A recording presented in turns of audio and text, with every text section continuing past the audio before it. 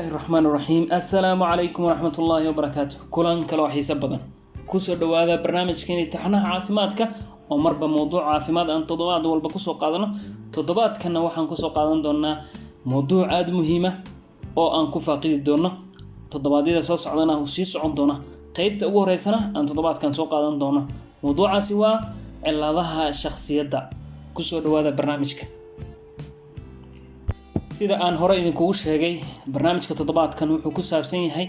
ciladaha ku timaada shakhsiyadda qofka taasoo Soomaalida qaar ay ugu yeerto waalida dhaqanta hadii ay arkaan qof dhaqankiisa aan dabiici ahayn ama la yaabo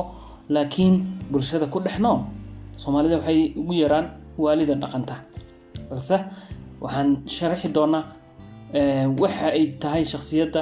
ciladaha shakhsiyadda sidee lagu ogaan karaa ciladaha iyo maxaa sababa iyo sida loola tacaalo barnaamijkeena taxanaha caafimaadka ayaan ku qaada dhigi doonaa balse aan ugu horeysiiyay waa maxay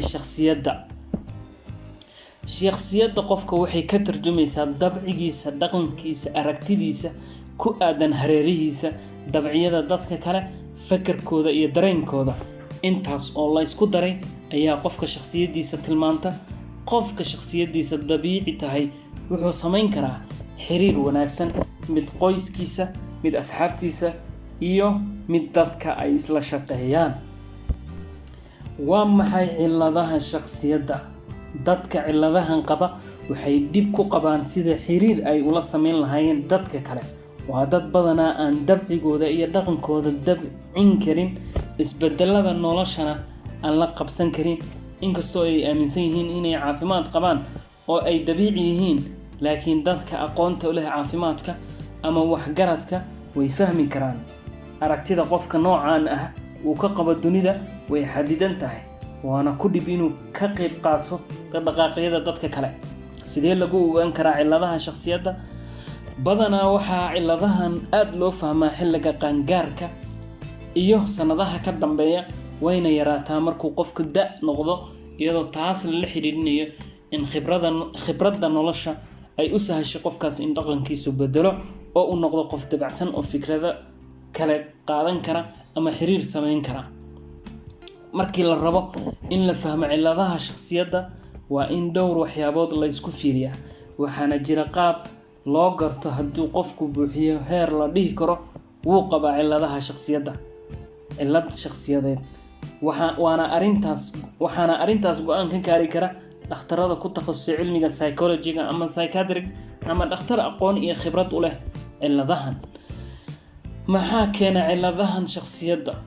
khubarada caafimaadka qaar waxay la xiriiriyaan dhacdooyin uu la soo kulmay qofka markii uu yaraa inay saameyn raad ku reebtay noloshiisa qaarkood waxay sheegaan in hidda ahaan qofku u nuglaan karo ciladahan qaarkood waxay dhahaan in deegaanku qofku uu saameyn ku yeelan karo arintan hadii uu qofku hidda ahaan u nugul yahay ciladahan shakhsiyadda oo qofku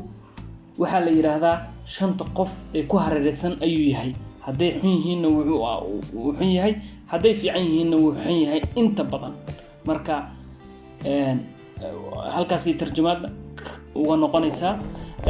noocyada ciladaha shakhsiyadda aad ayay u badan yihiin noocyada ciladaha shakhsiyadda laakiin waxa uu muhiimsan